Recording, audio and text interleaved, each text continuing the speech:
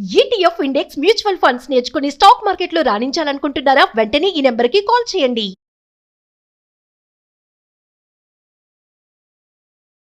నమస్తే రమ్మగారు. నమస్తే జయ. రమ్మగారు, భగవంతుని ప్రతిరోజు ఆరాధించాలి, పూజించాలి. కానీ కొన్ని కొన్ని సందర్భాల్లో వింటూ ఉంటాం, నీ కష్టాలు వచ్చినప్పుడు మాత్రమే గుడికి వెళ్తావు, కష్టాలు వచ్చినప్పుడు మాత్రమే మొక్కుకుంటావు, కష్టాలు వచ్చినప్పుడు మాత్రమే దీపం పెడతావు. ఇలాంటి మనుషులను కూడా చూస్తూ ఉంటాం కదండి. ఎలా మనం అంటే ప్రతిరోజు పూజించాలి అనే విషయాన్ని ఎలా తీసుకెళ్ళాలి? కాదు జయ, మనం ఒక కారులో వెళ్తున్నాం, ఏవో ఎఫ్ఎం పెడతాం, అది మోగేస్తుంటుంది. వాళ్ళు ఎవరెవరో ఏంటేటో కబుర్లు చెప్పేసుకుంటుంటారు, పుస్తకం చదువుకుంటుంటాం. వారు కొంతమంది ఫోన్తో ఆడుకుంటారు, ఎవరితోటో చాట్ చేస్తూ ఉంటారు. ప్రతి ప్రయాణంలో మనం ఇదే కదా చూస్తాం. నలుగురు ఉంటే నాలుగు రకాలు, నాలుగు రకాలు. లేదా వీళ్ళే ఏదో కబుర్లు చెప్పుకుంటారు, నవ్వుతారు, తాగుతారు, తింటారు, తుళ్ళుతారు, కేరింతలు కొడతారు.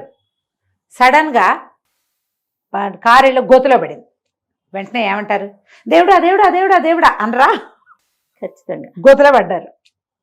ఎవడో ఒకడొచ్చి, ఇంకో ఏదో పెద్ద బండివాడు వచ్చి ఈ గోతులో ఉన్న బండిని పైకి లాగాడు. వెంటనే కార్లు దిగుతారు వీళ్ళు. ఒక్కొక్కళ్ళు కేరింతలు కడతారు, నవ్వుతారు, దండాలు పెట్టేస్తారు. దేవుడా నువ్వు ఉన్నావు, మమ్మల్ని రక్షించావు, నా ప్రార్థన మొరాలకిచ్చావు అంటారు. మళ్ళీ కారు ఎక్కుతారు. ఒక 5-10 నిమిషాలకి సేపు ఇదే మాట్లాడుకుంటారు. గుండె పగిలిపోయింది, గుండె ఆగిపోయింది, అమ్మో మా అమ్మని గుర్తొచ్చింది, మా నాన్న గుర్తొచ్చాడు, నాకు టెన్షన్ వచ్చేసింది, నా పిల్లల్ని వదిలేసి వచ్చాను, ఇవి మాట్లాడుకుంటాం. ఒక అరగంట 20 నిమిషాల తర్వాత మెల్లిగా అంతా సర్దుమణుగుతుంది, ఆకలిస్తూ ఉంటుంది. ఎక్కడో బ్రేక్ఫాస్ట్కో, లంచ్కో, డిన్నర్కో ఆగుతారు, అది తింటారు. మళ్ళీ ఎఫ్ఎం మొదలవుతుంది, మళ్ళీ మెసేజ్లు మొదలవుతాయి, మళ్ళీ ఫోన్లు, కబుర్లు, తాగుడు, తిరుగుడు, తుళ్ళడం, నవ్వడం, కేరింతలు కొట్టడం, సినిమా పాటలు. ఆ పాట మోగుతుంటే మనం కూడా మోగుతూ ఉంటాం. ఇది జరుగుతుందా జరగదా? జరుగుతుంది. ఏదైనా అతిశయోక్తి చెప్పాను నేను ఇందులో? లేదు రమ్మగారు కదా, క్వైట్ న్యాచురల్. మన జీవితం మామూలుగా సాగిపోతున్నప్పుడు మనకి భగవంతుడి మీద అతీతమైన శక్తి మీద ఏ ఐడియా, ఆలోచన, అవగాహన, ఆసక్తి ఉండవు. మనం ఏమీ చెయ్యలేము అని అర్థమైనప్పుడు మాత్రమే భగవంతుడు గుర్తొస్తాడు. కరెక్ట్. ఇది పాయింట్. ఇది జరుగుతుంది. కష్టాలు వచ్చినప్పుడే మనం మొక్కుకుంటాం. కష్టాలు ఏదైనా చాలా పెద్ద ప్రాబ్లమ్స్లో ఉంటే 10 రోజులు పాటు రోజు గుడికి వెళ్ళిపోతాం. రోజు 40 వేసి ఆంజనేయ స్వామికి 40, ఇంకొక ఆయనకి ఇంకో 30, అమ్మవారికి ఒక 21 ప్రదక్షిణాలు చొప్పున చేసేస్తాం. ఆ గుడికి వస్తా, ఈ గుడికి వస్తా అని మొక్కుంటాం. చిన్న చిన్న ముడుపులు కట్టి పక్కన పెడతాం. ప్రాబ్లమ్స్ తీరాక గుర్తున్నంత మటుకు తీర్చేసుకుంటాం. చాలా కొద్ది మందే ఈ ప్రార్థనని కంటిన్యూ చేస్తారు. జీవితంలో మన వల్ల ఏది కాదు అని అర్థమైన వాళ్ళు రెగ్యులర్గా ప్రార్థనలో ఉంటారు. మనం ఏం కాదు, మొత్తం ఆయనే, అంతేనా? అది ఏదైనా సమస్య వచ్చాక తెలుస్తుంది కొంతమందికి.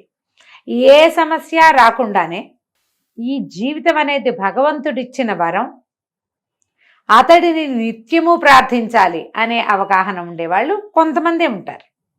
ఇందులో మళ్ళీ ఎంతసేపు పూజ చేసి చావుగొట్టి చెవులు మూసేవాళ్ళు దేవుడిని పడుకోనీరు, కూర్చోనీరు, నుంచోనీరు, అది జరుగుతాయి కొంత. కానీ ఈ రెగ్యులర్ ప్రార్థన విధానం ఉంది చూడు, ఆ నమ్మకము, ఆ అలవాటు తక్కువ ఉంటుంది.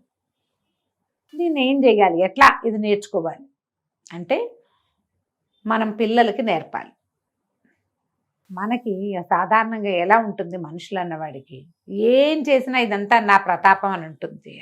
ఇప్పుడు నేను బోల్డ్ వీడియోలు చేస్తాను, నెలకు 50 వీడియోలు చేసేస్తాం మనం, అవునా కదా? రకరకాల విషయాలు మాట్లాడతాం. నువ్వు నన్ను అడుగు, రామ్ గారు ఇవన్నీ మీకు ఎలా తెలుసంటే, నేను చిన్నప్పటి నుంచి చదువుకున్నాను, చిన్నప్పటి నుంచి చాలా పుస్తకాలు ఉన్నాయి మా ఇంట్లో, లోకజ్ఞానం ఉంది నాకు, మాది పల్లెటూరు, మేము బోళ్ళంతమంది అక్క చెల్లెళ్ళం, ఫ్యామిలీలు పెద్దవి, ప్రపంచాన్ని చూడడం వల్ల నాకు ఈ జ్ఞానం వచ్చింది, ఇది వచ్చింది, అది వచ్చింది, ఇది వచ్చింది చెప్తా. వీటన్నిటికీ ముందు ఒక వాక్యం ఎప్పుడూ చెప్తానే జయ, నేను భగవంతుడు ఇచ్చిన అవకాశం. అవును, ఇంత దాన్ని నేను సంపాదించుకోలా, మా ఇంట్లో పుట్టడం నా ఛాయిస్ కాదు, ఈ మొత్తానికి కారణమైన మా ఇంట్లో నా పుట్టకుంది చూడు, అది భగవంతుడు ఇచ్చిన అవకాశం. ఇంతమంది గెస్టులు ఉంటే సుమన్ టీవీలో కథలు చెప్పే అవకాశం నా ఒకదానికే రావడం భగవంతుడు ఇచ్చిన అవకాశం. దాన్ని అందిపుచ్చుకుని నేను ఏదో చేస్తున్నా, చేతనైంది. ఈ బేసిక్ పాయింట్ ఉంది చూడు, దైవానుగ్రహం వల్ల ఇది జరిగింది, తర్వాత నేను అప్పుడు నన్ను ఎవరో పట్టుకున్నారు, నేను చెరులో మునిగా, పైనుంచి పట్టుకున్నాడు ఒకడు, కాళ్ళు చేతులు ఆడిస్తా నేను. ఇప్పుడు నేను అది చేస్తున్నా. నన్ను పైనుంచి పట్టుకున్నవాడు ఎవడు? నేను నా గొప్ప చెప్పటల్లా, నా సంగతి చెప్తున్నా మీకు. ఎవరైనా ఇంతే. నువ్వు పెద్ద వ్యాపారవేత్తవి, 500-600 మంది నీ కుటుంబాలు నీ కంపెనీ మీద ఆధారపడి ఉన్నాయి. ఇంతమందిని చూసుకునే అవకాశం నీకు ఇచ్చాడు భగవంతుడు. మన సుమన్ టీవీ సంస్థలోనే 400-500 మంది ఉద్యోగులు ఉన్నారు. రోజుకి కొన్ని కోట్ల వ్యూస్ వస్తుంటాయి మనకి, 100ల కొద్దీ వీడియోలు చేస్తాం. ఎక్కడి నుంచి? ఈ ఎంటర్టైన్మెంట్ ద్వారా ధన సంపాదనకి భగవంతుడు అవకాశం ఇచ్చాడు కంపెనీకి. ఇది ఒక బేసిక్ పాయింట్. దీన్ని రోజు మనం డబ్బు కొట్టుకుని చప్పట్లు చెప్పక్కర్లా, ఇక్కడ ఇక్కడ ఉంచుకోవాలి. ఈ రెండు మన ఆత్మతోటి అనుసంధానం అయ్యి ఉంటాయి. ఇదంతా నా ప్రతాపమే అనుకుంటే టంగ్ మనకు మొట్టికాయ పడుతుంది. ఈ మొట్టికాయ ప్రపంచానికి కనబడపోయినా మనకి తెలుసు, మనకే తగులుతుంది కదా, మనకు తెలుసు కదా, మనకే బొప్పి కట్టిద్ది మనకే బొప్పి కట్టుతుంది. కాబట్టి ఆ లోపల గనక అది తెలివిడి ఉంటే ప్రార్థన ఆటోమేటిక్గా జరుగుతుంది. ఆ ప్రతాపం కాదు ఇదంతా. ఈ ప్రతాపాన్ని ఇలా చూపించటానికి నాకు భగవంతుడు అవకాశం ఇచ్చాడు అన్న ఒక్క నమ్మిక లోపల ఉంటే ప్రార్థన జరుగుతుంది. ఈ ప్రార్థనకమ్మా ఎంతసేపు నేను ప్రతిసారి మనం మాట్లాడినప్పుడల్లా చెప్తా, ఇన్ని పువ్వులు అన్ని పూసలు అవి ఏమిటో ఉంటేనే పూజ అని పొరపాటును కూడా అనుకోవద్దు. ఉండాలి, హృదయ కుసుమాన్ని సమర్పించాలి భగవంతుడికి, అంతే. అవేమిటో ఇవన్నీ చేయాల్సిందే, ఇంత చేయాలి, షోడశోపచారాలు చేయాలి, ఇంకేమిటో చేయాలి, చెప్పని భోగు చేయాల్సిందే, మడి మసానం అన్నీ ఉండాల్సిందే, అదంతా లేదమ్మా. అవన్నీ నీకు చేతొచ్చింది, నువ్వు చేయగలిగింది, నువ్వు పెట్టగలిగినంత. అవేవి పెట్టలేకపోయినా నువ్వు ప్రార్థించవచ్చు కదా. మనసా వాచా కర్మణ ఒక్క నమస్కారం చేసుకోవచ్చే భగవంతుడికి. దొరికిన పువ్వు పెట్టు, పువ్వు దొరకనాడు, అయ్యా నాయన పువ్వులు లేవు ఇవాళ, పూజించలేకపోతాను, నా ప్రార్థనే నీ పూజనైనా అని చెప్పు, చాలు. ఆయన ఒప్పుకుంటాడు. మనం ఒప్పుకోలేము, అన్నీ మనకు కావాలి. ఈ వేషమంతా మనకు అవసరం, భగవంతుడికి ఏమక్కర్లేదమ్మా. అవి నీ లోపల అహంకారం లేని నీ మనసు భగవంతుడికి కావాలి. పైకి నువ్వేం మాట్లాడినా సరే, నీ లోపల ఏమున్నావు, నువ్వు ఎలా భగవంతుడి దగ్గరికి వెళ్తావు, ఇదే ఇంపార్టెంట్. మనం ఏం చేస్తామంటే ఇదంతా మన ప్రతాపం అనుకుని ఏదైనా ప్రాబ్లం వచ్చినప్పుడే దేవుడి దగ్గరికి వెళ్తూ ఉంటాం. ఇప్పుడు మన కంపెనీ ఉంది, కంపెనీ దృష్టిలోనే చెప్పుకుందాం, ఏదో ఒక ఉద్యోగం చేస్తున్నాం, రోజువారీ బోళ్ళని చేసేస్తారు పనులు అంతా, కర్మచారులు ఉన్న పని అందరూ కూడా, ఆఫీస్లో ఉన్నవాళ్ళు, స్టూడియోలో ఉన్నవాళ్ళు. ఏదైనా ప్రాబ్లం వస్తేనే ఎండి దగ్గరికి వెళ్తాం, అంతేగా, ఒక తాత్కాలిక ప్రయోజనం కోసం వెళ్తాం. కానీ నిజానికి ఈ కంపెనీ ఎవరిది? అయింది. రోజువారీ ఆయన మన మధ్య లేడు, మనమేం ముట్టుకోకర్లా ఆయన్ని. 2-3 నెలలకు 5-6 నెలలకు ఒక్కరోజు ఆయన అవసరపడుతుంది మనకి, అత్యవసరం. ఇవి ఆయనతో మాట్లాడితే కానీ సార్ట్ అవుట్ కాదు. అంటే ఆ ఒక రోజుకేనా ఆయన? కాదుగా. ఈ మొత్తం కంపెనీ నడిపే అసలు కదా సూత్రధారి ఎవరు? అతనే కదా. అవునా? అవునండి. ఆయనతో మాకే సంబంధం అంటామా మనం? దేవుడు కూడా అంతే కదమ్మా. ఈ 400-500 మంది కంపెనీని నడిపే ఎండీకే ఈ మొత్తం అందరి మీద కంట్రోల్ ఉంటే ప్రపంచాన్ని జగన్నాటక సూత్రధారికి ఉండదు? ఆయన కంట్రోల్లోనే ఉన్నాం కదా మనం. ఏమైనా చూపించకుండా ఆయన కనపడకుండా చేయగలమా? అసలు చేయలేం కదా. కాబట్టి లోపల తెలుసుకోండి. ప్రాబ్లమ్స్ వచ్చినప్పుడే దైవారాధన చేస్తాం అనే ఆలోచన మానండి, అది మంచిది కాదు. మీరు రోజువారీ సరిగ్గా బిహేవ్ చేయకుండా సడన్గా ప్రాబ్లం వచ్చినప్పుడు నేను అద్భుతంగా ఉంటానంటే అదంతా లెక్కించబడదు, అది లెక్క పెట్టబడదు. ఇదే లెక్క పెట్టబడుతుంది, నీ బ్యాడ్ బిహేవియరే కనపడుతుంది.